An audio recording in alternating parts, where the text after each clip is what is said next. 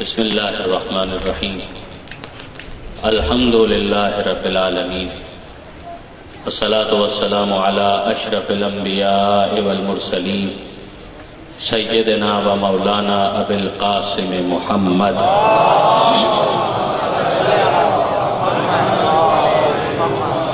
و اہل بیتہ الطیبین الطاہرین المعصومین المظلومین المنتجبین المنتخبین المیامین لا سیما علی الامام المنتظر والحجۃ الثانی عشر واللعنۃ الدائمۃ الباقیۃ علی اعدائہم اجمعین من یوم ظلمہم الی قیام یوم الدین اللہم انا نرغب الیک فی دولۃ کریمہ تعز بها الاسلام واہلہ وتذل بها النفاق واہلہ وتجعلنا فیہا من الدعاة الی طاعتک والقادة إلى سبيلك وترزقنا بها كرامة الدنيا والآخرة رب اشرح لي صدري ويسر لي أمري واحلل عقدة من لساني يفقهوا قولي واجعلني خالصا لوجهك الكريم يا الله صلوات على محمد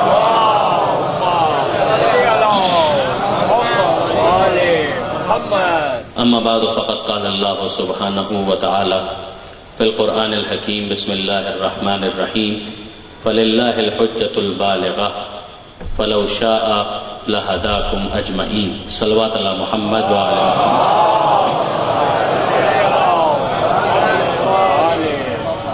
برادران عزیز و خاران محترم، ظاہر ہے کہ عشرے کی آج یہ دوسری مجلس ہے۔ لفظ حجت پر کل ہم نے بحث کی تھی اور میں نے گزارش کی کہ حجت کا مطلب ہے دلیل کو اس طرح سے پیش کرنا کہ اپنے مدعا کو ثابت کیا جا سکے۔ ظاہر ہے کہ دلیل پیش کرنے والا ایک قصد کرتا ہے، ارادہ کرتا ہے اور اپنی بات کو پریزنٹیبل بناتا ہے اور سامنے والے سے یہ چاہتا ہے کہ وہ اس کو قبول کرے، اور کبھی یہ کوشش واقعاً جسٹیفائیڈ ہوتی ہے۔ یہ کوشش ایسی ہوتی ہے کہ جس کے اندر سنسیریٹی ہوتی ہے، انسان پورے خلوص کے ساتھ یہ چاہ رہا ہوتا ہے کہ اپنے مدعا کو سامنے والے کو سمجھائے، اور کبھی زور گوئی کا مظاہرہ کیا جاتا ہے، مقابلہ کیا جاتا ہے، اپنی بات کو امپوز کیا جاتا ہے، اور یہ وہ کام ہے کہ جس کو ظاہر ہے کہ عام عقل انسانی قبول کرنے کے لیے تیار نہیں ہے، چاہے اس موقع پر پروٹیسٹ نہ ہو، احتجاج نہ ہو، چاہے سکوت اختیار کر لیا جائے، چاہے خاموشی اختیار کر لی جائے، انسان اپنے آپ کو سامنے والے کی طاقت کے سامنے عاجز محسوس کرے اور ہو سکتا ہے کہ وہ چپ ہو جائے، تو یہ تو ممکن ہے کہ حکومتوں کی طاقت کے سامنے ایک عاقل انسان کچھ دیر کے لیے خاموشی اختیار کر لے، مگر اس کے نتیجے میں بہرحال عقل انسانی کو کنونس تو نہیں کیا جا سکتا۔ اگر آپ دیکھیں تو پاپائیت کے زمانے میں یہ بہت کچھ ہوا کہ جو صاحب علم ہے اس کی زبان کو روک دیا جائے، جو سوچنے سمجھنے والے ہیں ان کے دماغوں کو اسیر کر دیا جائے، ان کی عقلوں کو گرفتار کر لیا جائے، اگر وہ کچھ اظہار کرنا چاہتے ہیں انہیں اظہار نہ کرنے دیا جائے۔ یہ ایک ایکسٹریم ہے، اور پھر دوسری ایکسٹریم وہ ہے کہ جہاں پہ اظہار رائے کے نام پر ہر قسم کی آوارگی کو برداشت کیا جائے اور قبول کیا جائے۔ ظاہر ہے کہ اسلام اعتدال کی بات کرتا ہے، اسلام عقل انسانی کو غور و فکر کا حق بھی دیتا ہے، اظہار کی آزادی کا بھی مطالبہ کرتا ہے۔ میں کل آپ کے سامنے آیت پڑھ چکا کہ فبشر عباد الذین یستمعون القول فیتبعون احسنہ، اے حبیب بشارت اور خوشخبری ان بندوں کے لیے کہ جو مختلف آئیڈیالوجیز، مختلف نظریات کو بہت توجہ کے ساتھ سنتے ہیں، فَيَتَّبِعُونَ أَحْسَنَهُ، اور اس کے بعد جو اس میں بیسٹ ہوتا ہے اسے پک اینڈ چوز کرتے ہیں اور اس کو فالو کرنا شروع کرتے ہیں۔ یہ اظہار رائے کی آزادی ہی ہے کہ جس کو اسلام ایڈوکیٹ کر رہا ہے، یہ حریت فکر ہے کہ جسے اسلام پسند بھی کرتا ہے اور اس کی ترویج بھی چاہتا ہے۔ لیکن پھر دوسرا ایکسٹریم کہ جہاں پر اظہار رائے کے نام پر ہر طرح کی اہانت کو گوارا کیا جائے، ظاہر کہ اسلام اس کو قبول کرنے کے لیے تیار نہیں ہے۔ انسان لاجیکلی اپنی بات پیش کرے، اسلام اس کو اپریشیٹ کرتا ہے، زور گوئی کو پسند نہیں کرتا، آوارگی کو بھی پسند نہیں کرتا، اعتدال چاہتا ہے۔ واقعاً غور و فکر کرنے والے غور و فکر کریں اور اپنی بات کو سنجیدگی کے ساتھ پیش کرنے کا ہنر سیکھیں کہ بات سوچی کیسے جاتی ہے اور پھر پیش کیسے کی جاتی ہے۔ اسلام اس کی تبلیغ کرتا ہے۔ اب برادران عزیز، ظاہر ہے کہ جب حجیت کی بحث ہے، حجت کی بحث ہے، اور اس حجت کی بحث ہے کہ جسے خدا نے حجت قرار دیا ہے، میں نے کل آپ کی خدمت میں عرض کیا کہ معصوم نے اس کو ایلوبریٹ کرتے ہوئے بہت واضح طور پر ارشاد فرمایا کہ للہ علی الناس حجتین، انا للہ علی الناس حجتین، کہ دو قسم کی حجتیں ہیں جو پروردگار عالم نے رکھی ہیں۔ اس دنیا کے اندر انسان کو پیدا کر کے چھوڑ نہیں دیا، پروردگار عالم نے دو طرح کی حجتیں رکھی ہیں، حجت ظاہرہ بھی ہے اور حجت باطنہ بھی ہے۔ اور جو ظاہری حجت ہے کہ جو انسان مجسم دیکھ سکتا ہے وہ انبیاء ہیں، رسول ہیں اور ائمہ ہیں، اور جو باطن میں انسان کی حجت رکھی گئی ہے وہ انسان کی عقل ہے۔ اور جب ان دونوں کے درمیان ایک کنیکشن ڈیولپ ہو جاتا ہے تو انسان حق اور حقیقت کو پا لیتا ہے۔ ظاہر ہے کہ ہم زیرو سے شروع نہیں کر سکتے، کہیں نہ کہیں سے انسان کے پاس کوئی صلاحیت تو موجود ہو۔ ہم اس کے سامنے قرآن کی آیت تو اس وقت پیش کریں گے جب وہ قرآن کو مانے گا۔ جب ہم اس کو نہج البلاغہ کی طرف بلا رہے ہیں تو نہج البلاغہ کے اندر کچھ احکامات اگر دیے گئے ہیں تو احکامات تو وہ اسی صورت میں مانے گا جب وہ علی کو مانے گا۔ بہت توجہ کیجیے گا، جب وہ محمد مصطفیٰ کو مانے گا تو محمد مصطفیٰ کے احکام کو بھی قبول کرے گا، لیکن جب تک وہ محمد مصطفیٰ کی ذات کو نہیں مان رہا، علی مرتضیٰ کی ذات کو نہیں مان رہا، تو ابھی نہج البلاغہ کا کوئی حکم بیان کرنا بے فائدہ ہوگا۔ پیغمبر اکرم کی ایسی کوئی حدیث اس کے سامنے پیش کرنا کہ جس میں کوئی حکم دیا گیا ہے، ظاہر ہے کہ اس کا فائدہ نہیں ہوگا۔ وہ کہے گا میں جب انہی کو نہیں مانتا تو ان کے حکم کو کیوں مانوں گا؟ آپ نے غور فرمایا برادران عزیز؟ تو قرآن سے استدلال کیا جا سکتا ہے، نہج البلاغہ سے استدلال کیا جا سکتا ہے، مگر اس استدلال کی نوعیت یہی ہوگی کہ جہاں عقل کو مہمیز دینے کے لیے مولا نے کچھ بیان کیا ہے اس چیز کو پہلے پیش کیا جائے گا، حکم علی کو بعد میں پیش کیا جائے گا۔ آواز بلند صلوات،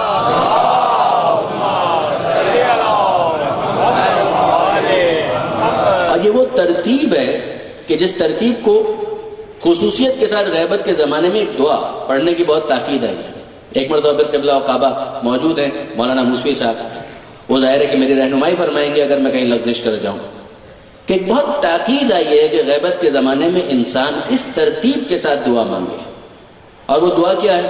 اللہم، کئی کتابوں کے اندر، اب تو حدیث کے سافٹ ویئرز آ گئے، اگر آپ انٹرنیٹ کے اوپر بھی انہی الفاظ کو ٹائپ کر لیں تو آپ کو پورے ریفرنسز مل جائیں گے۔ اللہم عرفنی نفسک، کہ پروردگار میری دعا یہ ہے کہ مجھے تو اپنی معرفت عطا کر۔ فَإِنَّكَ إِن لَمْ تُعَرِّفْنِي نَفْسَكَ لَمْ أَعْرِفْ نَبِيَّكَ، اس لیے کہ اگر تیری معرفت نہ ہوگی تو تیرے نبی کی معرفت کیسے ہوگی؟ جب اللہ ہی کو نہیں مانتا تو رسول اللہ کو کیوں مانوں گا؟ تو اللہم عرفنی نفسک، اے پروردگار پہلے مرحلے میں دعا یہ مانگتا ہوں کہ تیری معرفت حاصل ہو جائے، اتنی تو معلوم ہو جائے باتیں کہ جس کے بعد میں رسالت کی ضرورت کو سمجھ سکوں۔ انک ان لم تعرفنی نفسک لم اعرف رسولک، اگر تجھی کو نہیں پہچانا، کچھ بھی نہ پہچانا، تو تیرے رسول کو کیوں پہچانوں گا؟ اور پھر اس کے بعد یہ کہ اللہم عرفنی رسولک، اور اے پروردگار مجھے اپنے رسول کی معرفت عطا کر۔ فإنک لم تعرفنی رسولک لم اعرف حجتک، اس لیے کہ اگر تیرے رسول کی معرفت حاصل نہ ہوگی تو حجت زمانہ کی معرفت کیسے حاصل ہوگی؟ جب محمد الرسول اللہ نہیں کہوں گا تو علی ولی اللہ کیسے کہوں گا؟ اور جب علی ولی اللہ نہیں کہوں گا تو حسن کی امامت تک کیسے آؤں گا؟ اور جب حسن کی امامت تک نہیں آؤں گا تو حسین تک کیسے پہنچوں گا؟ خلاصہ یہ کہ اگر علی تک نہ پہنچا تو مہدی منتظر تک بھی نہیں پہنچ پاؤں گا۔ آواز بلند صلوات،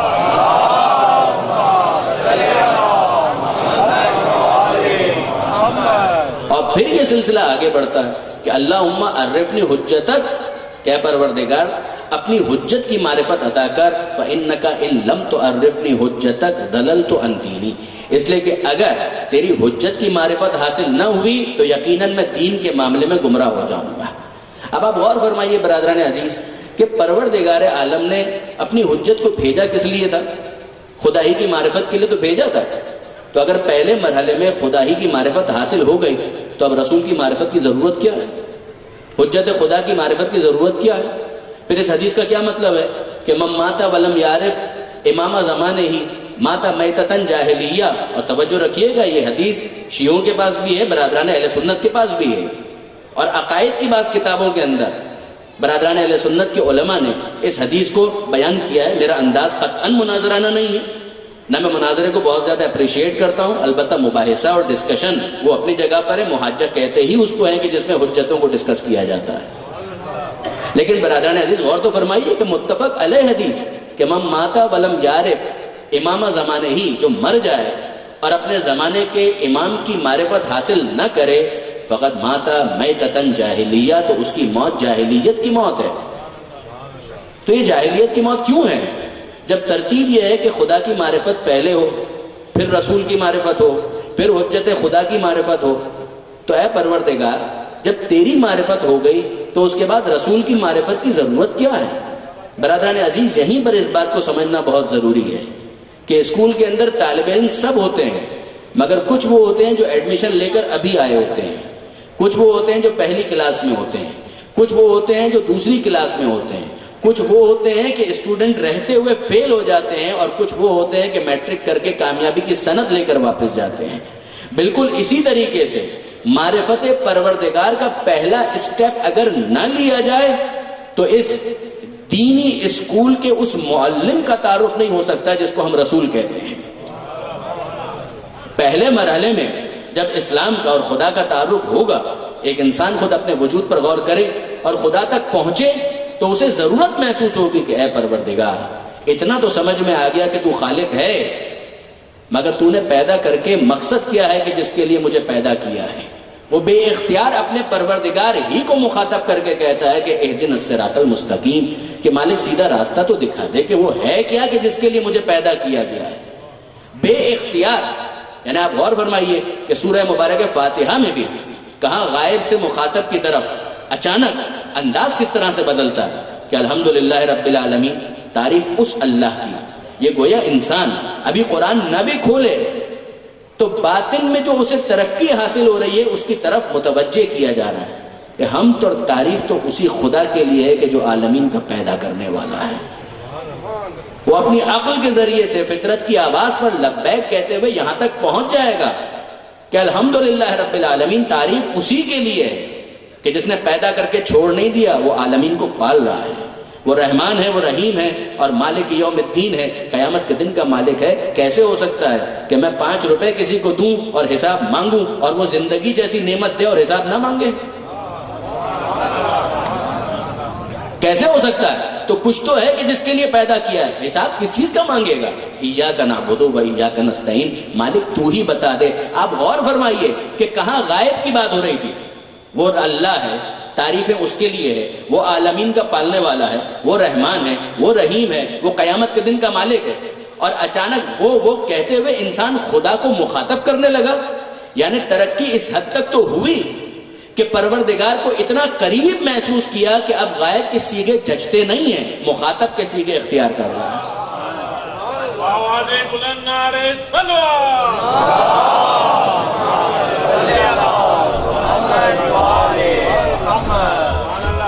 اور پھر اس نے کہا کہ ایاک نعبد و ایاک نستعین، اب مالک اتنا تو سمجھ میں آ گیا کہ عبادت تیری ہونی چاہیے، اور تو ہی بتا، تو ہی مدد کر کہ تیری عبادت کا اسلوب کیا ہے، طریقہ عبادت کیا ہے۔ میں یہاں تک تو پہنچ گیا کہ عبادت تیری ہونی چاہیے۔ بے اختیار انسان یہ دعا اپنی زبان پر لے کر آتا ہے کہ اہدنا الصراط المستقیم، کہ مالک سیدھا راستہ دکھا دے۔ بہکانے والے بہت سے ہیں، مگر تو اپنی حجت کے ذریعے سمجھا کہ سیدھا راستہ کون سا ہے۔ اہدنا الصراط المستقیم، آپ غور فرمائیے کہ اگر حجت خدا کا تعارف مقصود نہ ہوتا تو بلا فاصلہ یہ کیوں کہا جاتا کہ صراط الذین انعمت علیہم، کہ مالک میں پہلا نہیں ہوں اس دنیا میں، کئی آ کر گزر گئے، انہوں نے بھی یہ دعا مانگی ہوگی، تو کیسے ممکن ہے کہ ایسا کوئی نہ ہو جس پر تو نے نعمت ہدایت کو نازل کیا ہو۔ صراط الذین انعمت علیہم، ان کا راستہ کہ جن پر تو نے نعمت نازل کی، غیر المغضوب علیہم ولا الضالین، مالک جو خود تیرے غضب کا شکار ہو گیا، طے ہے کہ اس کا راستہ سیدھا راستہ نہیں ہو سکتا، جو خود گمراہ ہو گیا اس کا راستہ سیدھا راستہ نہیں ہو سکتا۔ اب آپ غور فرمائیے برادران عزیز، میں کیا کروں کہ ان آیتوں کے اندر جہاں پروردگار نے کہا ایاک نعبد و ایاک نستعین کہنے والے طریقہ دعا تعلیم کیا گیا، ایاک نعبد و ایاک نستعین، مالک تیری عبادت، تجھی سے مدد، اور بلا فاصلہ ان افراد کا تذکرہ کیا گیا کہ کچھ ہیں کہ جن پر نعمتیں نازل ہوئی ہیں۔ کیا آپ پر نعمت نازل نہیں؟ کیا مجھ پر نعمت نازل نہیں ہوئی؟ کون ایسا ہے کہ پروردگار عالم کی نعمت کے بغیر ہے؟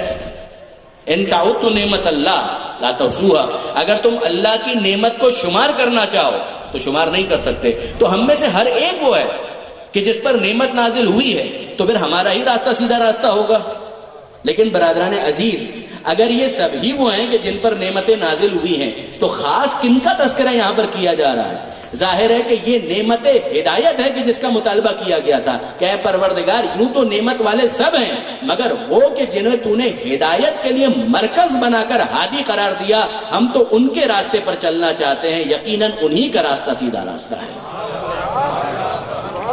اب اس کے بعد اگر روایات کے اندر معصومین کی طرف سے یہ تشریح ملے تو حیرت نہیں ہونی چاہیے کہ اہدنا الصراط المستقیم کہ مالک سیدھا راستہ کا سیدھا راستہ کس کا؟ چھٹے امام جعفر صادق علیہ الصلوۃ والسلام. چھٹے امام نے فرمایا کہ صراط علی صراط مستقیم، علی ہی کا راستہ وہ ہے کہ جسے صراط مستقیم کہا جائے گا، کسی اور کا راستہ نہیں. آپ غور فرمائیے برادران عزیز کہ یہاں پروردگار عالم نے ان آخری آیتوں میں دستور دیا ہے کہ لوگ ہی ہوں گے، انسان ہی ہوں گے کہ جن کے ذریعے سے تمہیں سیدھا راستہ ملے گا. اور جب ایک مرتبہ مل جائے تو ثابت قدم رہو، اس راستے کو چھوڑ مت دینا، اسی راستے پر باقی رہنا. اور وہ راستہ انعمت علیہم کا راستہ ہے. تو کچھ تو افراد ہیں کہ جن کا راستہ سیدھا راستہ ہے، ہدایت کی دعا مانگی، اور پھر جہاں سورہ بقرہ شروع ہوا حجت خدا کا ایک اور تعارف، حجت خدا کا ایک اور تعارف کہ ذالک الکتاب لا ریب فیہ ہدن للمتقین، کہ یہ کتاب اس میں کوئی شک نہیں ہے اور یہ ہدایت ہے صاحبان تقوی کے لیے. تو حجت خدا کچھ افراد کا نام ہے اور حجت خدا اس کتاب کا نام ہے. جو افراد ہیں انہیں پیغمبر اکرم نے تعارف کی منزل پر اطرت اور اہل بیت کہہ کر لوگوں کے سامنے پیش کیا، اور کتاب کے لیے کہا گیا کہ یاد رکھنا یہی دو بھاری چیزیں ہیں، انی تارکن فیکم الثقلین کتاب اللہ و اطرتی اہل بیتی، میں تمہارے درمیان یہی دو چیزیں چھوڑ کر جا رہا ہوں، ایک اللہ کی کتاب، دوسرے میری اطرت، میرے اہل بیت. ما ان تمسکتم بہما لن تضلوا بعدی، اگر ان سے متمسک رہے تو ہرگز گمراہ نہ ہوں گے. دیکھیے سورہ مبارک فاتحہ میں کئی اینگلز ایسے ہیں کہ جس کے ذریعے سے آل محمد کا تعارف کروایا گیا. صراط مستقیم علی کا راستہ، آل محمد کا راستہ. انعمت علیہم آل محمد، پیغمبر اکرم کی اطرت، یہ حجت خدا ہیں کہ جن کے ذریعے سے خدا نے حجت کو تمام کیا ہے. دیکھیے سورہ فاتحہ مذاق نہیں ہے. سورہ مبارک ہجر ارشاد ہوتا ہے لقد آتیناک سبعا من المثانی والقرآن العظیم، اے حبیب ہم نے یقیناً آپ کو عطا کیا. خدا کہہ رہا ہے کہ ہم نے آپ کو دیا سبعا من المثانی، سبع مثانی عطا کیا اور قرآن عظیم عطا کیا. دیکھیے سبع مثانی، سبعہ عربی کے اندر کہتے ہیں 7 کو، مثانی جسے تکرار کیا گیا، آف ریپیٹڈ جس کی تکرار کی گئی، والقرآن العظیم اور قرآن عظیم آپ کو عطا کیا. تو اے پروردگار یہ قرآن عظیم کے ساتھ 7 وہ کہ جس کو ریپیٹ کیا گیا، تکرار کیا گیا، اس کا کیا مطلب ہے؟ مفسرین نے کہا کہ سورہ فاتحہ یہ اتنا اہم سورہ ہے کہ پورے قرآن کے مقابلے میں پروردگار عالم نے الگ سے اس کی 7 آیتوں کا تذکرہ کیا. بسم اللہ سے لے کر ولضالین تک 7 آیتیں ہیں. تو تکرار کا کیا مطلب ہے؟ کہ 2 مرتبہ نازل ہوا، ریکارڈ تو ایک ہی مرتبہ ہوا مگر 2 مرتبہ نازل ہوا، مکہ میں 1 مرتبہ، مدینہ میں 1 مرتبہ. دوسرا ریزن کہ اس میں پروردگار نے بہت ساری باتوں کو اور لفظوں کو تکرار کیا. بسم اللہ الرحمن الرحیم، اللہ رحمان رحیم. الحمدللہ لفظ اللہ تکرار ہوا. الرحمن الرحیم پھر واپس رب العالمین کے بعد آیا، تکرار ہوا. اہدنا الصراط المستقیم لفظ صراط، صراط الذین انعمت علیہم لفظ صراط تکرار ہوا. کہ یہ تکرار کی وجہ سے خدا نے کہا سبع مثانی. اور بھی بہت سارے ریزنز جو یہاں پر بیان کیے گئے. خوب ہوا کرے، ممکن ہے یہ ظاہر قرآن ہو مگر علی نے کہا نہج البلاغہ کے اندر کہ قرآن ظاہرہ انیق و باطنہ عمیق، کہ قرآن کا ظاہر بھی ہے اور باطن بھی ہے. ظاہر حسین اور خوشگوار ہے اور باطن عمیق ہے، گہرا ہے، اس میں ڈیپتھ ہے. سبع بطون و 70 بطون، 7 باطن بھی ہیں اور 70 باطن بھی ہیں. کون بیان کرے گا؟ جو وارث قرآن ہو وہی اس کے باطن پر گفتگو کا حق رکھتا ہے. بہت توجہ کیجئے گا. تو پھر اب اس کا مطلب کیا ہے؟ چھٹے امام ہی نے، امام جعفر صادق علیہ الصلوۃ والسلام، چھٹے امام نے گفتگو کرتے ہوئے یہ ارشاد فرمایا کہ نحنو واللہ، ہم اللہ کی قسم، وہ سبع مثانی ہیں کہ جس کا تذکرہ یہاں اس آیت کے اندر کیا گیا. اچھا برادران عزیز، ہم وہ 7 ہیں کہ جن کو تکرار کیا گیا. ہم بھی یہ سننے کے عادی ہیں کہ قرآن اہل بیت، قرآن اطرت، قرآن پیغمبر اکرم کے گھر والے، تو قرآن کے ساتھ تو یہی لاحقہ اچھا بھی لگتا ہے. یہاں پر بھی اگر ہو تو کوئی دشواری نہیں ہے، مگر مسئلہ یہ ہے کہ جن کا تذکرہ ہمارے سامنے اطرت اور اہل بیت کے حوالے سے، معصومین کے حوالے سے کیا جاتا ہے، تو عدد یا 12 کا آتا ہے یا 14 کا آتا ہے، 7 کا تو نہیں آتا. یا عدد 12 کا آتا ہے کہ امام 12 ہیں، اور یا عدد 14 کا آتا ہے کہ معصوم 14 ہیں. تو یہ جو یہاں پر کہا گیا کہ 7 منتل اعمال، شیخ عباس قمی علیہ رحمہ اور دیگر علماء نے اس پر بحث کی، مگر 7ویں امام، امام موسی کاظم علیہ الصلوۃ والسلام، 7ویں امام کی زندگی کو ڈسکس کرتے ہوئے ایک لطیف نقطہ کہ جس کی طرف شیخ عباس قمی متوجہ کرتے ہیں، وہ کیا ہے؟ شیخ عباس قمی نے یہ متوجہ کیا کہ دیکھیں یہاں پر 7 فقط نہیں ہے، 7 من المثانی ہے، کہ وہ 7 کے جن کو تکرار کیا گیا، وجود الگ الگ ہو مگر نام تکرار کیے گئے. نام تکرار کیے گئے تاکہ نام 7 ہی ہیں، شخصیتیں 14 ہیں مگر نام 7 ہی ہیں. اگر آپ گننا چاہیں تو میرے ساتھ گنیں: محمد، علی، فاطمہ، حسن، حسین، یہ 5 نام ہوئے. مگر اب اس کے بعد علی زین العابدین، زین العابدین لقب ہے، نام علی ہے جو تکرار ہوا ہے. محمد باقر میں باقر لقب ہے، نام محمد ہے جو تکرار ہوا ہے. جعفر صادق 6 نام ہے، موسی کاظم 7واں نام ہے. علی رضا میں رضا لقب ہے، نام علی ہے جو تکرار ہوا ہے. محمد تقی میں تقی لقب ہے، نام محمد ہے جو تکرار ہوا ہے. علی نقی میں نقی لقب ہے، نام علی ہے جو تکرار ہوا ہے. حسن عسکری میں عسکری نسبت ہے، نام حسن ہے جو تکرار ہوا ہے. اور زمانے کے امام کا تو نام ہی وہ ہے کہ جس کے لیے نبی نے کہا کہ اس کا نام میرے نام پر ہوگا، اس کی کنیت میری کنیت ہوگی.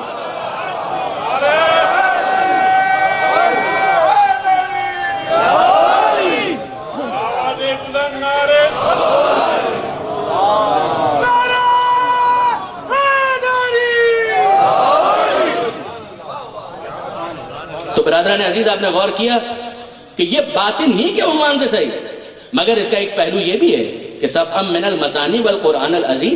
دیکھیے حجت کا اگر تعارف نہ ہو تو اتمام حجت کیسے ہوگا؟ اس لیے ہم دیکھتے ہیں کہ مسلسل کئی مقامات پر پیغمبر اکرم اپنی اولاد، اپنی اطرت، اپنے اہل بیت ان کا تعارف کرواتے ہیں. یعنی یہ ایسے ہی تو نہیں ہے کہ پیغمبر اکرم دعوت ذوالعشیرہ سے لے کر غدیر کے میدان تک، اور غدیر کے میدان کے علاوہ کبھی چادر میں لے کر کبھی مباہلے کے میدان میں مختلف مقامات پر آل محمد کا تعارف کروا رہے ہیں. عجیب بات یہ کہ دیکھیے اس پر بعض نے طنز بھی کیا. مولوی عبدالحق، ان کی کتاب چند ہم اثر کہ جس میں انہوں نے کسی کو کوٹ کرتے ہوئے یہ طنز کیا کہ وہ صاحب کہنے لگے کہ آل محمد کی فضیلتوں کے لیے اتنی روایتیں آئی ہیں کہ وہ صحیح نہیں ہو سکتی. یہ بھی عجیب تماشا ہے کہ آل محمد کی فضیلتوں میں اتنی احادیث آئی ہیں، فضائل اتنی احادیث میں بیان ہوئے ہیں کہ طے ہے کہ وہ صحیح نہیں ہو سکتی. کمال ہے. یعنی ہم نے تو یہ سنا کہ جتنے راوی بڑھتے جاتے ہیں اتنا ہی تواتر بڑھتا جاتا ہے. یعنی ایک خبر واحد ہے، ایک خبر متواتر ہے، اور خبر متواتر کہتے ہی اسے ہیں کہ جو اس کثرت کے ساتھ بیان ہو کہ جس کے بعد احتمال کذب باقی نہ رہے. اصطلاح حدیث کے اندر مولانا محترم تشریف فرمائے وہ تائید کریں گے، خبر واحد جو ظنی ہو، خبر متواتر جو یقینی، سرٹن، کنفرم، کہ جس کے اندر ذرا سا سنگل آیوٹا بھی شک کا باقی نہ رہے، اسے کہتے ہیں خبر متواتر. آپ میں سے کتنے افراد ہیں کہ جو واشنگٹن گئے ہیں؟ ظاہر ہے کہ اکثریت واشنگٹن نہیں گئی ہے. واشنگٹن نام کا شہر ہے؟ اگر آپ کہیں کہ ہیں تو آپ کے پاس دلیل کیا ہے؟ آپ گئے تو نہیں ہیں. آپ کہیں گے اتنی کثرت کے ساتھ جانے والوں نے واشنگٹن شہر کو رپورٹ کیا ہے کہ شک باقی نہیں ہے کہ یہ شہر باقی ہے. یقیناً یہ شہر ہے، کسی قسم کا شک نہیں ہے. آپ میں سے کتنے ہی ایسے افراد ہوں گے جو جنوبی وزیرستان نہیں گئے ہوں گے اور خدا کو نہ لے جائے. اور ویسے کراچی بھی اب جنوبی وزیرستان سے کم تو نہیں ہے. لیکن سوال یہ ہے کہ کیا یہ کوئی علاقہ ہے؟ گئے ہیں آپ؟ نہیں گئے. تو نہیں گئے تو کیسے پتا چلا کہ اتنی کثرت کے ساتھ رپورٹنگ ہوئی ہے؟ ایک شخص کہہ رہا ہے، دوسرا کہہ رہا ہے، تیسرا کہہ رہا ہے، جو وہاں کے جاننے والے ہیں وہ کہہ رہے ہیں، جو وہاں کے دوست ہیں وہ کہہ رہے ہیں، جو وہاں کے دشمن ہیں وہ کہہ رہے ہیں. اتنی کثرت کے ساتھ رپورٹنگ ہو رہی ہے کہ اس کے بعد یقین آ جاتا ہے کہ واقعاً یہ علاقہ موجود بھی ہے اور اس کی یہ حالت بھی ہے. اب سوال یہ پیدا ہوتا ہے کہ یہ اتنی کثرت کے ساتھ آل محمد کے فضائل جب بیان ہوئے تو اس کے بعد یہ احتمال کیسے آ گیا؟ انہوں نے کہا کہ جناب پیغمبر اکرم کو آپ نے کیا ایک بیکار انسان سمجھا ہوا ہے؟ معاذ اللہ، نعوذ باللہ من ذالک. کیا پیغمبر اکرم کو کوئی کام نہیں ہے؟ یہ تو ایسا لگتا ہے کہ پیغمبر اکرم بس فارغ بیٹھے ہوئے، اگر کوئی گیا تو اپنے داماد کے، اپنے بھائی کے قصیدے پڑھنا شروع کر دیے، کوئی دوسرا گیا تو اپنی بیٹی کی تعریف کرنا شروع کر دی، کوئی تیسرا پہنچا حسن کی تعریف کرنا شروع کر دی، کوئی چوتھا پہنچا حسین کی تعریف کرنا شروع کر دی. پیغمبر اکرم ایک انتہائی مصروف شخصیت کا نام ہے. پیغمبر اکرم ہدایت کے لیے آئے ہیں. پیغمبر اکرم کے مشاغل بہت زیادہ ہیں. کیسے ہو سکتا ہے کہ ایک اتنا مصروف انسان جب دیکھو کبھی حسن کی تعریف، کبھی حسین کی تعریف، کبھی علی کی تعریف، کبھی زہرا کی تعریف؟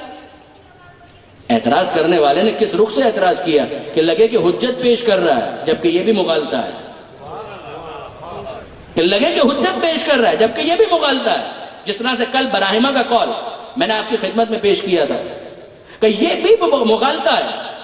علامہ سید علی نقی صاحب نے اس پر تبصرہ کرتے ہوئے ارشاد فرمایا، وہ کہنے لگے کہ اس کا تو جواب دینے کی بھی ضرورت نہیں ہے. یہ تو بالکل ایسا ہی ہے کہ جیسے کوئی یہ کہے کہ پیغمبر اکرم قرآن نہیں پڑھتے تھے. پیغمبر اکرم قرآن نہیں پڑھتے تھے. کیوں؟ پیغمبر اکرم بہت مصروف شخصیت کا نام ہے. ایسا تو نہیں ہے کہ کوئی پہنچے اور دیکھے کبھی سورہ فاتحہ پڑھ رہے ہیں، کبھی سورہ بقرہ پڑھ رہے ہیں، کبھی سورہ آل عمران پڑھ رہے ہیں. ارے پیغمبر اکرم قرآن نہیں پڑھیں گے تو اور کیا پڑھیں گے؟ جسے امت کے درمیان چھوڑ کے جانا ہے اسی کو پڑھ کر اس کا تعارف کروا رہے ہیں. اگر پیغمبر اکرم تنہا قرآن چھوڑ کر جا رہے ہوتے تو صرف قرآن کی تلاوت کرتے. جب پیغمبر قرآن کے ساتھ ناطق قرآن کو بھی چھوڑ کر جا رہے ہیں تو کبھی سامع قرآن کا تعارف ہوگا اور کبھی قرآن ناطق کا تعارف کروایا جائے گا. درود بھیجیے محمد و آل محمد.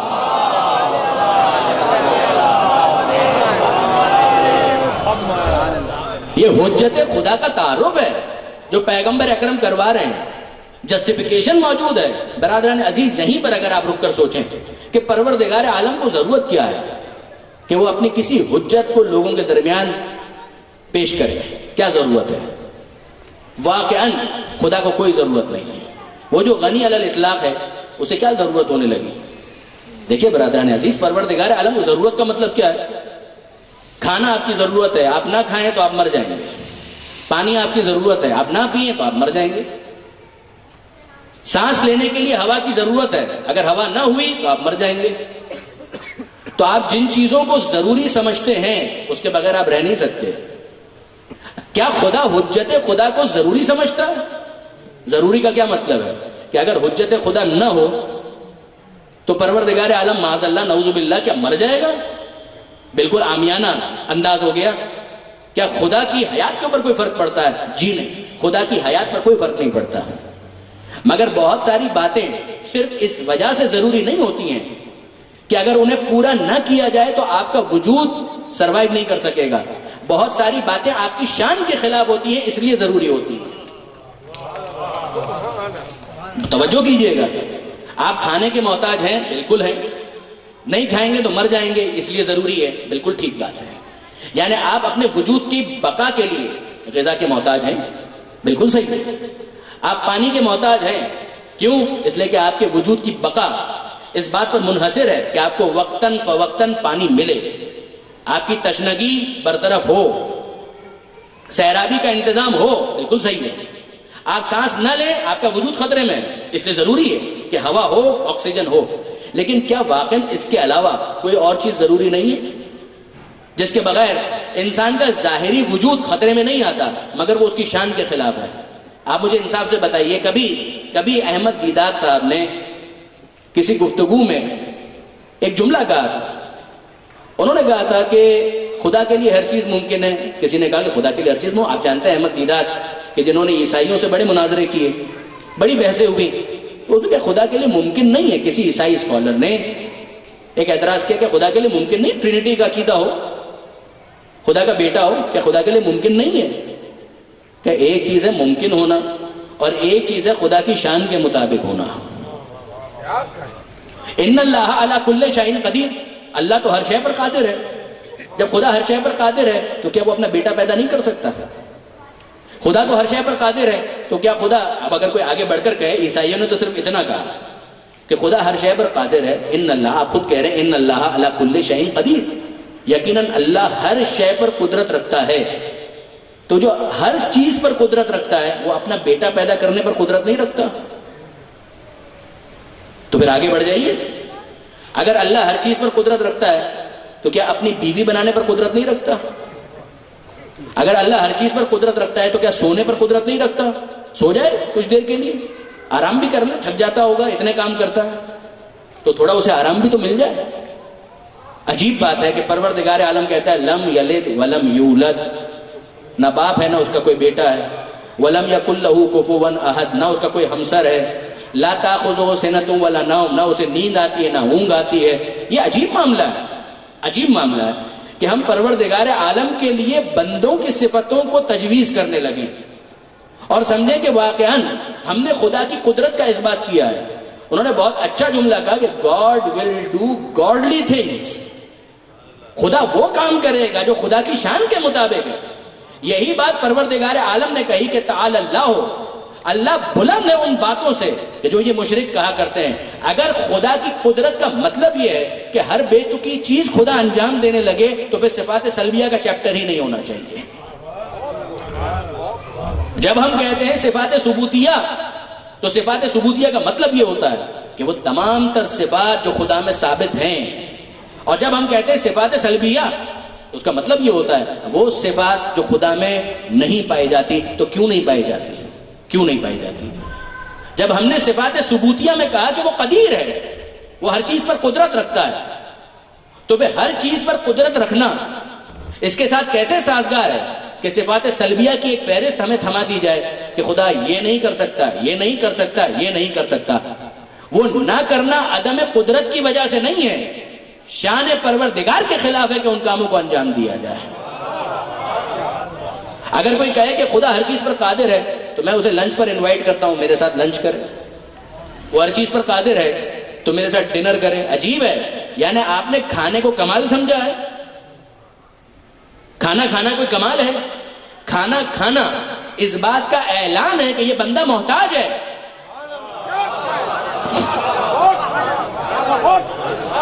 یہ تو خدا ہی کا احسان ہے کہ اس نے آل محمد کے صدقے میں غذا میں لذت دے دی. اگر لذت نہ ہوتی تو کچا کھا کر بھی اپنے وجود کو باقی رکھنے کے لیے جد و جہد کرتے. آپ کہیں خدا قادر ہے تو پانی پیا کرے، تو پانی پینا کوئی کمال ہے؟ پانی پینا اعلان ہے اس بات کا کہ ہم محتاج ہیں. اگر محتاج نہ ہوتے تو پانی نہ پیتے. پانی کا پینا یہ تو پروردگار کا احسان ہے کہ پانی کے پینے میں بھی ایک خوشگوار احساس اس نے رکھ دیا. اور یہیں سے آپ غور کیجئے کہ جب جنت کی بات آتی ہے اور یہ کہا جاتا ہے کہ جنت میں یہ کھانے کو ملے گا اور جنت میں وہ پینے کے لیے ملے گا، تو ظاہر ہے کہ وہاں کا کھانا اپنی بقا کے لیے تو نہیں ہوگا. وہاں پر پینا حوض کوثر سے پیئیں گے، ایسی سیرابی کہ جس کے بعد پیاس نہ لگے. جملے یہی ہیں کہ وہ سیرابی علی کے ہاتھ سے اگر جام کوثر نصیب ہو جائے تو پھر پیاس کا کیا عنوان باقی رہتا ہے؟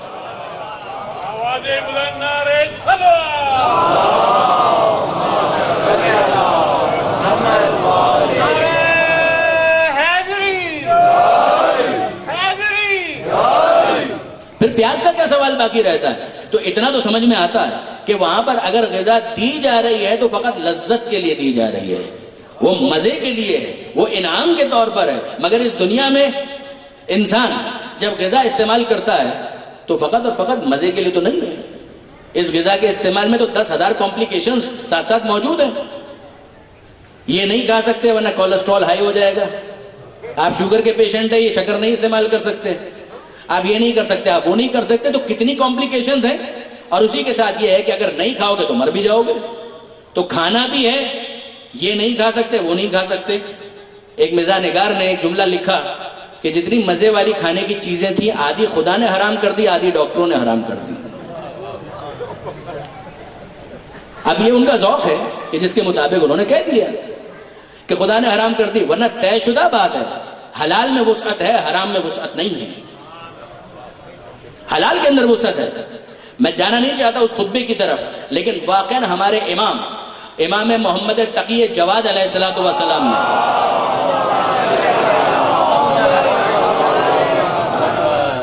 یہ ارشاد فرمایا کہ یہ اللہ کا فضل ہے. اما بعد فقط کانا من فضل اللہ علی الانام ان اغناہم بالحلال عن الحرام. یہ اللہ کا فضل ہے کہ اس نے حلال کے ذریعے حرام سے بے نیاز کر دیا. حلال میں اتنی وسعت رکھی کہ انسان حرام کا محتاج نہیں رہا. یہ خود اپنی جگہ ایک تشریح طلب معاملہ ہے، لیکن بہرحال بحث بہت شیریں ہے.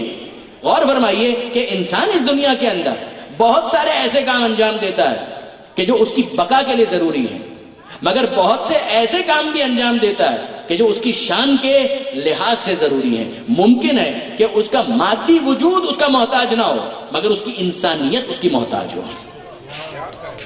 اور عین ممکن ہے کہ انسان اپنی شان ہی کی خاطر، شان انسانیت کی خاطر بہت سے ایسے کاموں کو ترک کر دے کہ اگر انہیں ترک نہ کرے تو ممکن ہے کہ اس کے مادی وجود کے اوپر کوئی فرق نہ پڑے. اپنی جگہ ایک تشریح طلب معاملہ ہے، لیکن بہرحال بحث بہت شیریں ہے. غور فرمائیے کہ انسان اس دنیا کے اندر بہت سارے ایسے کام انجام دیتا ہے کہ جو اس کی بقا کے لیے ضروری ہیں، مگر بہت سے ایسے کام بھی انجام دیتا ہے کہ جو اس کی شان کے لحاظ سے ضروری ہیں. ممکن ہے کہ اس کا مادی وجود اس کا محتاج نہ ہو، مگر اس کی انسانیت اس کی محتاج ہو.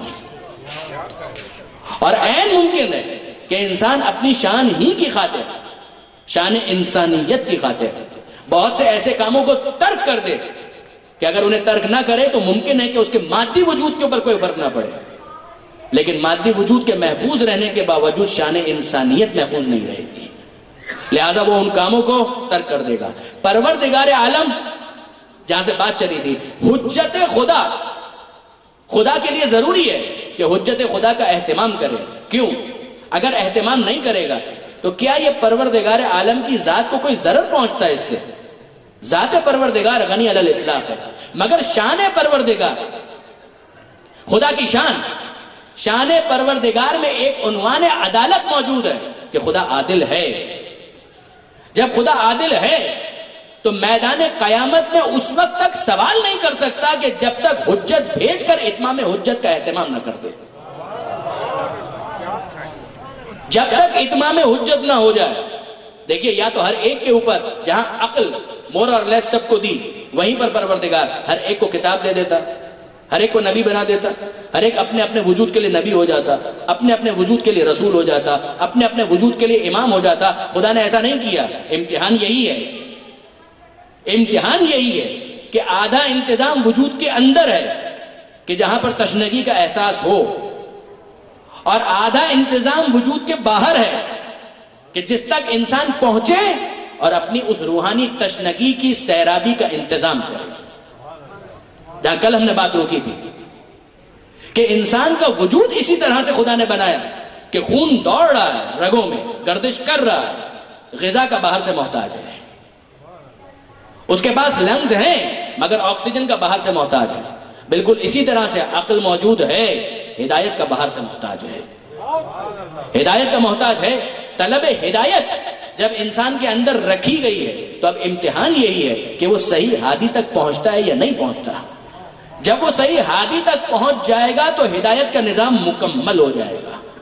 اب یہ ہدایت کے انسٹیٹیوٹ میں رجسٹر ہو گیا اور اب اس نے زینہ بزینہ معرفت کو حاصل کرنا شروع کیا، یہاں تک کہ اس دنیا سے وہ چلا جائے گا ہدایت کا سفر مسلسل جاری رہے گا.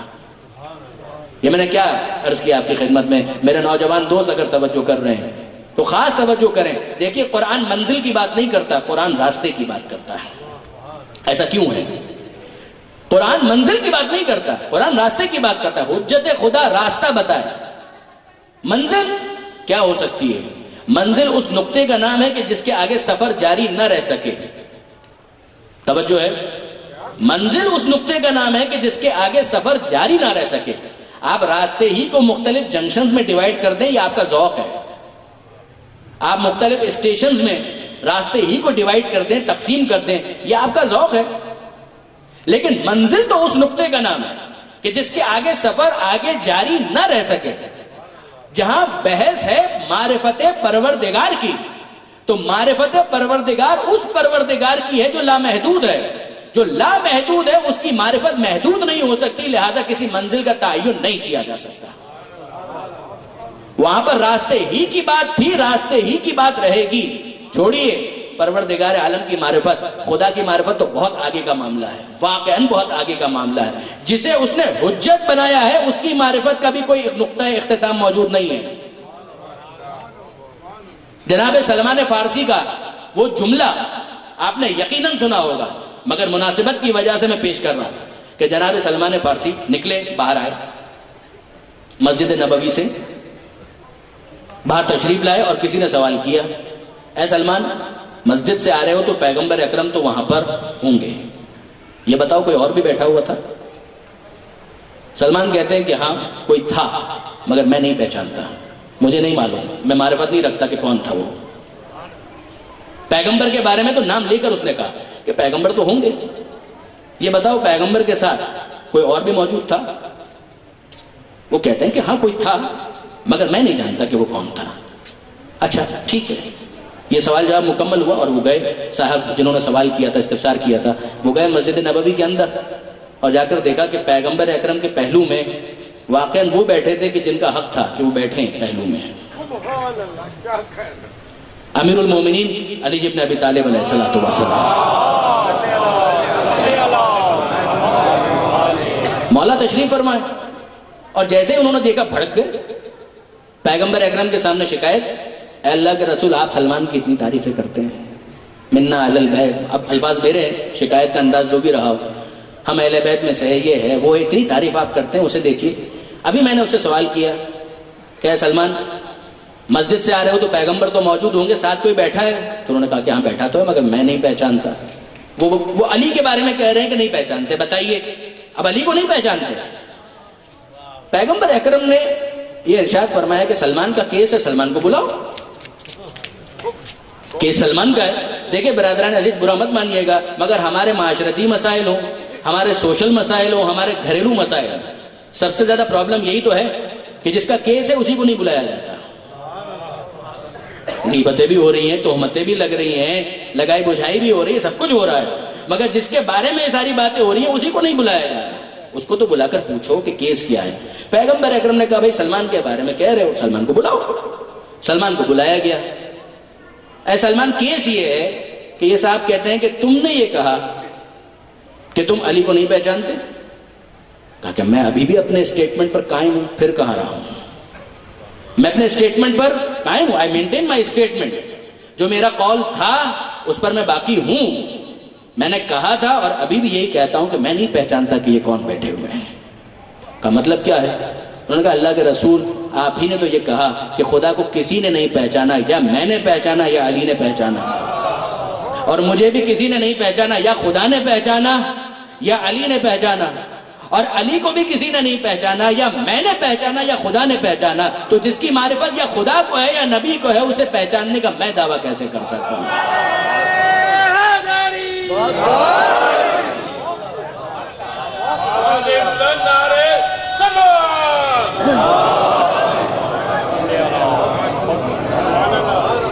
میں اسے پہچاننے کا دعوے دار کیسے ہو سکتا ہوں؟ اللہ کے رسول میں بھی یہی کہتا ہوں کہ میں نہیں پہچانتا. مگر برادران عزیز مشکل تو آ گئی. جب پہچاننا ممکن ہی نہیں ہے تو پھر اب اس دعا کا کیا کریں گے کہ جو آغاز کلام میں نے آپ کے سامنے پیش کی تھی، اے پروردگار اپنی حجت کی معرفت، تیرے رسول کی معرفت، تیری معرفت، نہ خدا کی معرفت ممکن نہ نبی کی معرفت ممکن، نہ حجت خدا کی معرفت ممکن. جب علی کی ممکن نہیں ہے تو مہدی کی کیسے ممکن ہوگی؟ تو ممکن تو ہے نہیں. اور پھر عنوان کیا ہے کہ من مات ولم یعرف، مر گیا اور زمانے کے امام کو نہ پہچانے تو اس کی موت جاہلیت کی موت ہے. جب جاہلیت کی موت ہے تو پھر معرفت ممکن نہیں ہے، تو سب کی موت جاہلیت کی موت ہے. تو جو چیز ممکن نہیں ہے، پھر واپس ہمارے سامنے قاعدہ عقلی بھی ہے قرآنی بھی ہے کہ لا یکلف اللہ نفسا الا وسعہا. اللہ نے کسی کو اس کی کیپیسٹی کے بیونڈ، اس کی گنجائش سے زیادہ ذمہ دار نہیں بنایا. تکلیف بما لا یطاق محال ہے. میں آپ سے ایسا مطالبہ کروں جو آپ کے لیے ممکن ہی نہیں ہے، یہ معقول نہیں ہے. تو اے پروردگار، جو چیز ممکن نہیں ہے اس کا مطالبہ تمام انسانوں سے کیا جا رہا ہے. تیری معرفت ناممکن، نبی کی معرفت ناممکن، علی کی معرفت ناممکن. جب یہ کچھ بھی ممکن نہیں ہے تو پھر اے پروردگار ہمیں اس بات کا مکلف کیوں بنایا کہ ہم معرفت حاصل کریں. ایک مرتبہ پھر علامہ سید علی نقی صاحب کی بیان کردہ مثال، وہ بہت عمدگی کے ساتھ اس مسئلے کو حل کرتے ہیں. انہوں نے اپنے تھیسس میں لکھا کسی مقام پر، وہ فرماتے ہیں کہ دیکھیے، جب مکلف بنایا ہے، الفاظ میرے ہیں مطلب ان کا، کہ جب مکلف بنایا ہے تو اس کا مطلب کیا ہے؟ سمندر میں، پورا سمندر، اگر آپ ایک سوئی کو، جس کا ناکا ہلکا سا وہ ہول سوراخ، اگر آپ سوئی کو سمندر میں ڈالیں تو کیا گنجائش ہے کہ پورا سمندر سمٹ کر اس ایک سوراخ کے اندر آ جائے؟ یہ ناممکن ہے. ممکن نہیں ہے کہ سمندر سمٹ کر اس سوئی کے ایک سوراخ کے اندر اس ناکے میں آ جائے، ناممکن ہے. لیکن جب آپ سوئی کو سمندر میں ڈالیں گے تو یہ باہر جب آئے گی تو خالی نہیں ہوگی. سمندر سخی ہے. جب وہ دیکھے گا کہ اس کے اندر سوراخ بھر ظرفیت موجود ہے تو جتنا ظرف موجود ہے اتنا وہ عطا کر دے گا. بالکل یہی ہماری ذمہ داری ہے کہ آل محمد کے فضائل کے سمندر میں غوطہ زن ہو جائیں. سب کچھ تو سمجھ میں نہیں آئے گا، لیکن جس کا جتنا ظرف ہوگا اتنا اسے عطا کر دیا گا.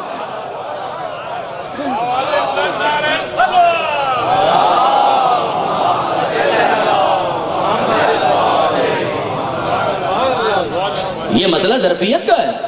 یہ فاعل کی فاعلیت کا مسئلہ نہیں ہے، قابل کی قابلیت کا مسئلہ ہے. فاعل سخی ہے، وہ عطا کرنا جانتا ہے، سخی کا دسترخوان ہے، وہ بانٹنا جانتا ہے، وہ بانٹنا چاہتا ہے.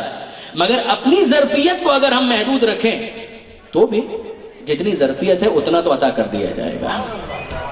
اور یہ طے ہے کہ انسان اپنی ظرفیت میں جتنا بھی اضافہ کر لے، ظرفیت کے ساتھ اس کے وجود کا نقطہ آخر آ سکتا ہے، ان کے فضائل کا نقطہ آخر نہیں آ سکتا. اور جب ان کے فضائل کا نقطہ آخر نہیں آ سکتا تو پھر پروردگار عالم اس کی معرفت کا حق کیسے ادا ہو سکتا ہے کہ جن کے بارے میں خود ختمی مرتبہ احمد مجتبی محمد مصطفیٰ صلی اللہ علیہ وسلم وہ یہ کہتے ہیں کہ ما عرفنا کا حق کا معرفتک، کہ مالک جو معرفت کا حق ہے وہ تو ہم ادا نہ کر سکے. یعنی جو جس مقام پر ہے، فکر ہر کس بقدر ہمت اوست، کہ جس کی جتنی فکر ہے. ایک وہ انسان ہے کہ 2 رکعت نماز پڑھ کے بھی سمجھے کہ خدا کا حق اس نے ادا کر دیا، اور ایک وہ ہے کہ جو ساری زندگی مجسم عبادت کا نمونہ بن جائے اور پھر بھی کہے کہ ما عرفنا کا حق کا معرفت ہے، کہ مالک تیری معرفت کا حق ادا نہ ہو سکا. ما عبدنا کا حق کا عبادت، مالک جو تیری عبادت کا حق ہے وہ ادا نہ ہو سکا. اور برادران عزیز، جو اس کی منیت پر فائز ہے، منزل منیت پر ہے، پھر اس کا معاملہ کیا ہوگا؟ ظاہر ہے وہ بھی اسی شان سے اور اسی انداز سے عبادت کرتا ہوا دکھائی دے گا کہ جہاں وہ ساری قربانیاں پیش کرنے کے بعد بھی گویا زبان حال سے یہی کہہ رہا ہے کہ مالک جو حق تھا وہ ادا نہ ہو سکا. ایسے ہی نہیں، پروردگار عالم نے یہ اتنا ثواب جو رکھ دیا حسین مظلوم کی زیارت کے لیے، یہ ایسے تو نہیں ہے، کوئی تو وجہ ہے، کوئی تو وجہ ہے.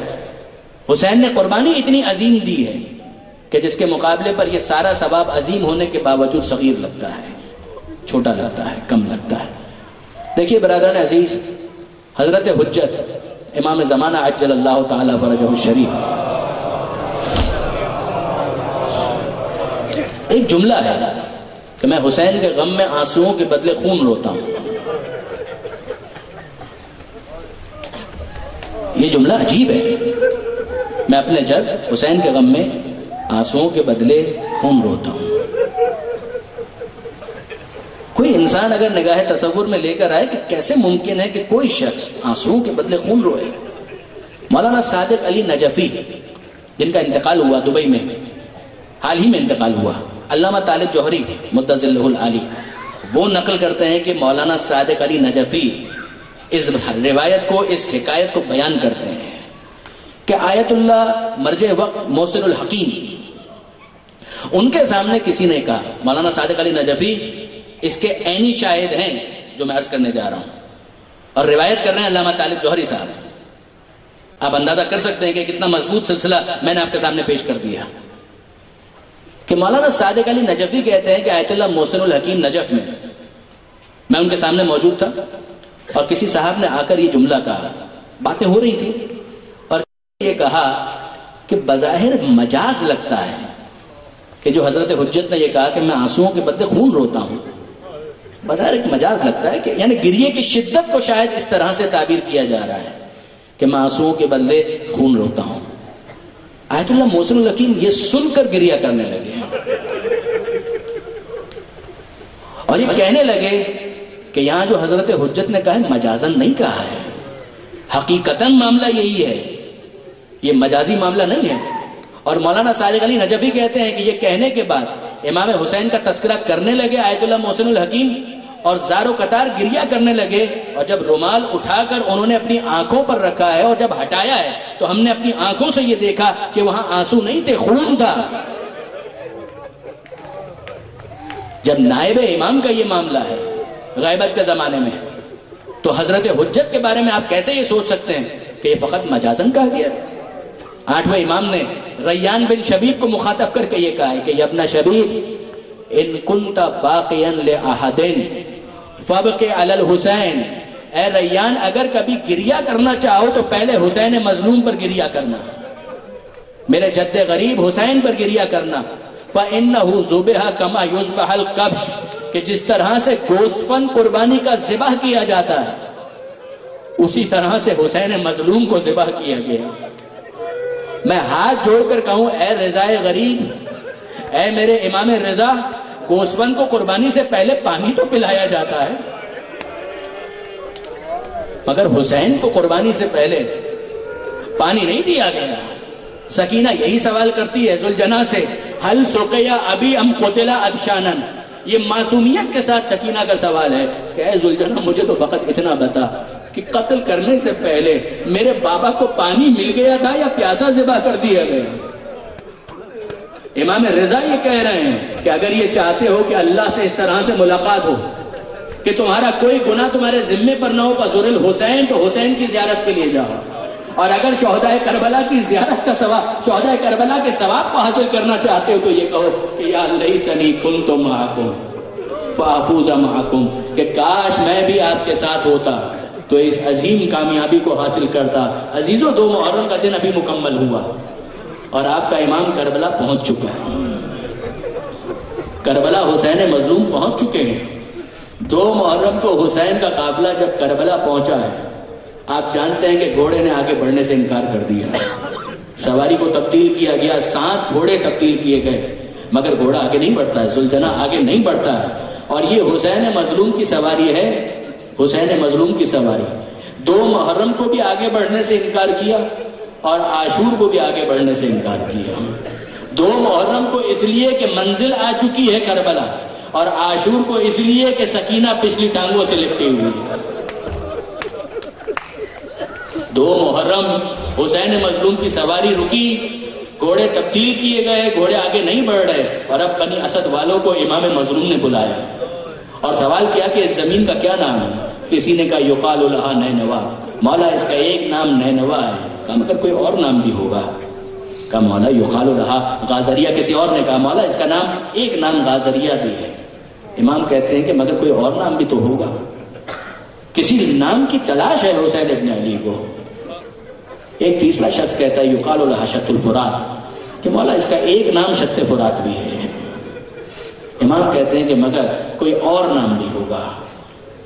بنی اسد والے قول کے مطابق یہ کہتے ہیں کہ مولا یہ تو سارے وہ نام تھے کہ جو ہمیں پتا ہے. ہمارے قبیلے کا ایک سن رسی تھا بزرگ پیر مرد, وہ ہمارے قبیلے کا ہے, وہ خود سے نہیں آ سکتا تھا ورنہ وہ آپ کے استقبال کے لیے آتا. مولا اجازت دیجیے کہ ہم اس کو بلوا کر لائیں. اسے بلوایا گیا اور جب وہ آیا ہے تو اب امام کہتے ہیں کہ دیکھو تمہارے قبیلے والوں نے اس زمین کے یہ نام تو بتائے کہ نینوا کہتے ہیں, غازریہ کہتے ہیں, شط فرات کہتے ہیں, مگر کیا اس زمین کا اور کوئی نام ہے جو تمہارے علم میں ہو؟ وہ بوڑھا کہتا ہے یقال لہا کرب بلا. مولا اس کا ایک نام کرب و بلا بھی ہے. حسین کہتے ہیں کہ ہاں یہی زمین ہے, کرب و بلا ہے. اور پھر اس کے بعد حسین مظلوم نے یہ کہا کہ یہی وہ جگہ ہے کہ جہاں پر ہمارے خیمے لگائے جائیں گے, یہی وہ جگہ ہے کہ جہاں پر ہمارا سامان رکھا جائے گا, یہی وہ جگہ ہے کہ جہاں پر ہمارا خون بہایا جائے گا. اب آپ کو اندازہ ہے کہ کس کس کا خون بہایا جائے گا؟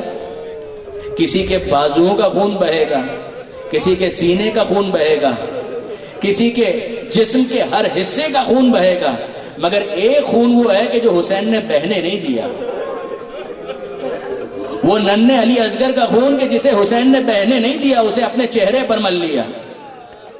اور حسین یہ ساری گفتگو کر رہے ہیں, یہ ساری باتیں کر رہے ہیں, اس کے بعد کہتے ہیں بنی اسد والوں میں یہ چاہتا ہوں کہ تم سے اس زمین کو خرید لوں. کہا فرزند رسول آپ اس زمین پر ہمارے مہمان رہیے, ہمیں خوشی ہوگی. کہا کہ نہیں, اب 5, 6, 10 دن کی تو بات نہیں ہے, اب تو مجھے قیامت تک یہیں پر رہنا ہے, قیامت تک مجھے یہیں پر رہنا ہے.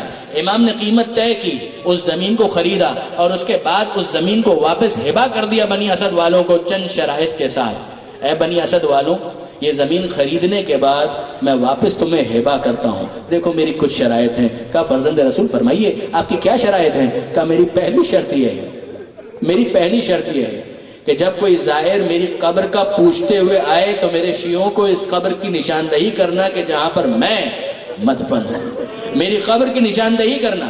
اور دیکھو میرا جو زائر یہاں پر آئے اسے مہمان بنانا. اور دیکھو میری ایک شرط یہ بھی ہے کہ جب یہ فوج اشکیا ہمیں قتل کرنے کے بعد چلی جائے تو اس کے بعد ہمارے لاشیں اس بیابان میں پڑے ہوں گے. وعدہ کرو کہ ان کے جانے کے بعد تم ہمارے لاشوں کو دفن کرنے کے لیے یہاں پر آؤ گے, دفن کرنے کا وعدہ کرو. بنی اسد کے مرد کہتے ہیں کہ مولا ہم وعدہ کرتے ہیں کہ ہم آپ کے لاشوں کو دفن کریں گے. بنی اسد والے جانے لگے. حسین کہتے ہیں مگر بنی اسد والوں ذرا اپنے گھر کی عورتوں کو تو بھیج دینا. بنی اسد کے مرد گئے اور انہوں نے اپنی خواتین کو بھیجا. خواتین اپنے حجاب کو درست کرتے ہوئے کہ آج ہم اس قابل ہو گئے کہ فرزند زہرا کی کچھ خدمت کر سکیں, آئیں اور ہاتھ جوڑ کر کہا کہ مولا ہم آپ کی کیا خدمت کر سکتے ہیں. حسین پہلے تو حوالہ دیتے ہیں, دیکھو میں فاطمہ زہرا کا بیٹا ہوں, دیکھو میں زینب کبریٰ کا بھائی ہوں, دیکھو تمہارے مردوں نے وعدہ تو کیا ہے کہ وہ ہمارے لاشوں کو دفن کریں گے, لیکن اگر گھبرا کر اور ڈر کر ہمارے لاشوں کو دفن نہ کریں تو تم یہ وعدہ کرو کہ فرات کے کنارے جب پانی بھرنے کے لیے آؤ گی تو ایک مٹھی خاک ہمارے لاشوں پر ڈال دو گی. بنی اسد کی عورتوں نے بھی وعدہ کیا. جب جانے لگی تو امام نے کہا اے بنی اسد کی عورتوں مگر اپنے گھر کے بچوں کو تو بھیج دینا. بنی اسد کی عورتیں جاتی ہیں اور بچوں کو بھیجتی ہیں. وہ ننھے بچے آتے ہیں حسین مظلوم کے سامنے اور اپنے ننھے ہاتھوں کو جوڑ کر کہتے ہیں اے مولا ہم آپ کی کیا خدمت کر سکتے ہیں. حسین کہتے ہیں پہلے حوالہ, دیکھو میں علی اصغر کا باپ ہوں, دیکھو میں علی اصغر کا باپ ہوں, اونو محمد یہ میرے بھانجے ہیں, تم انہیں پہچانتے ہو, ایک کام کرو گے, دیکھو ہو سکتا ہے کہ تمہارے ماں باپ اس فوج اشکیا کے ڈر سے ہمارے لاشوں کو دفن کرنے کے لیے میدان میں نہ آئے. ہم سے وعدہ کرو کہ جب میدان کربلا میں کھیلتے کھیلتے آؤ گے ایک مٹھی خاک ہمارے لاشیں پر ڈال دو گے. بنی اسد کے بچے بھی وعدہ کرتے ہیں. مگر عزیزوں ذرا آئیے, عصر عاشور کے بعد شام غریبہ آ گئی, شام غریبہ کے بعد 11 محرم کا دن آ گیا. عمر سعد نے اپنے نجس ساتھی ساتھیوں کے لاشوں کو دفن کیا ہے، مگر زہرا کی کمائی کو دفنانے والا کوئی نہیں ہے۔ ہاتھ جوڑ کر سید سجاد سے کہیں اے مولا بنی اسد والے اپنے وعدے کو پورا کرتے ہیں یا نہیں کرتے، یہ تو بات کا معاملہ ہے، مگر مولا آپ تو جانتے ہیں کہ آپ کے بابا کی کتنی تمنا تھی کہ ان لاشوں کو دفن کیا جائے۔ اے مولا سید سجاد، آپ عمر سعد کے قیدی ہیں، آپ دفن نہیں کر سکتے، مگر اتنا تو کر سکتے ہیں کہ حسین کے لاشے پر ایک مٹھی خاک ڈال کر کوفے کی طرف چلے جائے۔ مگر سید سجاد حسرت کے ساتھ اپنے ہاتھوں کو آگے کریں گے۔ ارے جن ہاتھوں میں ہتھکڑیاں ہو، پیروں میں بیڑیاں ہو، گلے میں توق خاردار ہو، وہ ایک مٹھی خاک بھی ڈالے۔